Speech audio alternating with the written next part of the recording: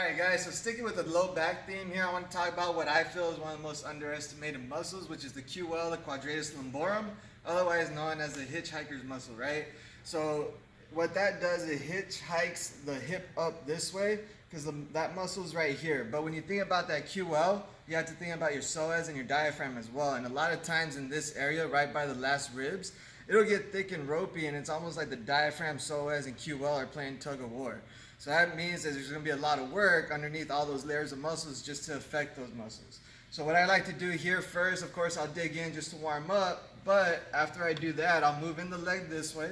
It elongates the QL out here along with the psoas, and I'll just work along the spine, up through the ribs, down here through the pelvic bone, and especially into the sacrum here, guys. As I've stated before, there is nerve ending, there's tissue and stuff on the sacrum, so don't forget that little area.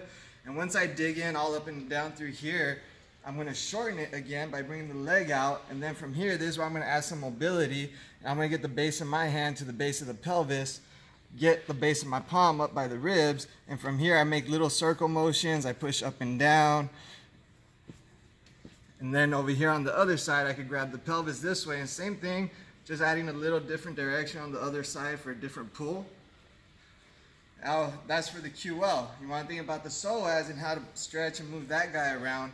From here, I like to actually cradle the knee, because the psoas, what it does, it starts up here by the low spine, enters up by the inside of your thigh bone there. So what you want to do here, you're going to cradle the knee, and you're just going to push down and up. And once you get that going, what I like to do too to get some internal rotation going is I'll drop the leg toward me, still cradling it, and push down and away as well with that one. And at the very end, what I like to do to add some more jostling movement into the hip is just hook the knee here onto my hand. And I'm adding a little traction with my hips. I'm not trying to muscle and pull the leg. I just cradle it, I drop my butt and let my body naturally cradle the hip, and then I turn it inward this way. And that way I'm effectively getting every single part from the low back to the hip, and allow just for mobility and probably some more synovial fluid to get back in there, whatever it is.